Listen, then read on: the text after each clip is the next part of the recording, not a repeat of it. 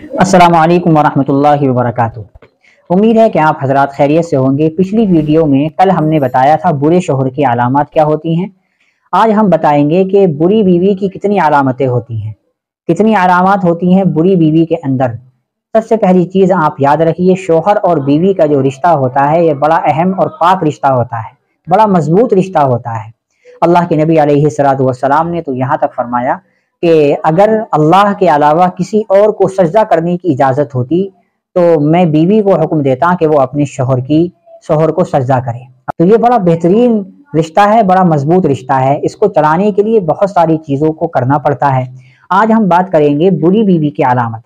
बुरी बीवी के अंदर कितनी निशानियां पाई जाती हैं, आइए जानते हैं। सबसे पहली चीज़, दूसरी औरतों के सामने अपनी शोहर की बुराई बयान करना। अगर कोई औरत ऐसी है जो दूसरी औरतों के सामने अपनी शोहर की बुराई बयान करती हैं कि वो तो ऐसा करते हैं, वो तो फला काम नहीं करते, तो इस तरीके से जो है रिश्ते कमज़ोर हो जाते हैं। जब उसके शोहर को ये पता चलेगा कि मेरी बीवी दूसरों के सामने जाकर के मेरी बुराई करती है, तो इससे रिश्ते कमज़ोर हो जाते हैं और दरारें पैदा हो जाती हैं और तलाक तक नौबत आ जाती है। तो ये पहली चीज़ है कि दूसरी औरतों के सामने अपनी शोहर की बेइज्जती करना। दूसरी चीज़ है शोहर के वालिदैन से बदतमीज़ी करना। शोहर के वालिदैन अपने सास ससुर से बदतमीजी से बात करना, उनकी बात को टालना। अगर वो किसी काम को कर रहे हैं, कह रहे हैं, तो उसको कर देना चाहिए, और अगर आप नहीं करना चाहती हैं तो बदतमीजी से बात करना ये बहुत बड़ी चीज़ है। शोहर अपने वालिदैन से मोहब्बत करता है, जिस तरीके से आप औरत होते हुए अपने अम्मी अब्बू से मोहब्बत करती हैं, इसी तरीके से मर्द भी अपनी अम्मी अब्बू से मोहब्बत करता है। तो अब बीवी को चाहिए कि वो उसके वालिदैन की इज्जत करे, उनके साथ में बदतमीजी से पेश ना आए। तीसरी चीज़ है शोहर के रिश्तेदारों से नफरत करना। शोहर के रिश्तेदारों से नफरत करना। अगर आप शोहर के रिश्तेदारों से नफरत करती हैं, शोहर के भाइयों से नफरत करती हैं, शोहर की बहनों से नफरत करती हैं, या उनकी बहनों को अपने घर में आना आपको पसंद नहीं है, इसी तरीके से भाइयों का ज़्यादा बोलना आपको पसंद नहीं है, तो ये भी एक गलत चीज़ है। इससे भी रिश्ते कमज़ोर हो जाते हैं।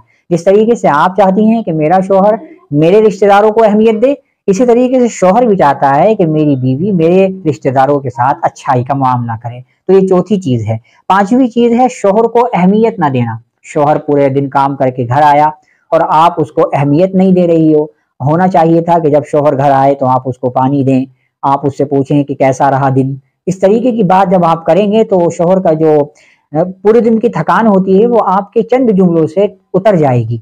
तो शोहर को अहमियत ना देने वाला भी ये बुरी बीवी की अलामत है, ये भी अच्छी बीवी की अलामत नहीं है।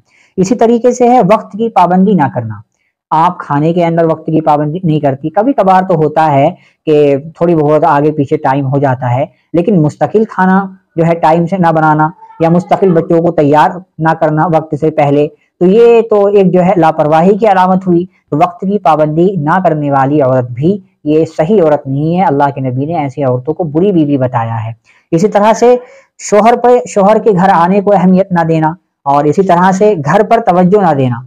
घर पर जो है सफाई का ख्याल करना, बच्चों की देखभाल करना, ये सारी चीजें होती हैं कि औरत की जो है अंदर ये सारी चीजें होनी चाहिए कि वो अपने घर पर तवज्जो दे, या इसी तरीके से अपने घर वालों पर तवज्जो दे, घर की सफाई सुथराई करे। अल्लाह के नबी ने तो ये फरमाया कि अगर कोई औरत घर की सफाई करती है इखलास के साथ तो अल्लाह उसको सफाई करने पर भी सवाब अता करता है।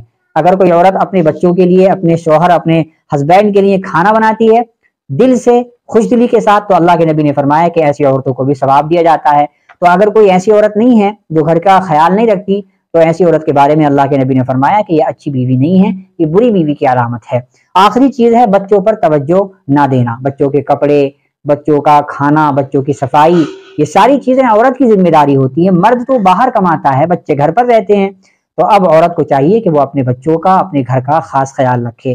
तो ये चंद चीजें हैं, अगर किसी औरत के अंदर ये हो तो उसको खत्म कीजिए। अल्लाह तबारक व तआला हमें इन बातों पर अमल करने की तौफीक अता फरमाए। अस्सलामु अलैकुम वरहमतुल्लाहि वबरकातुहू।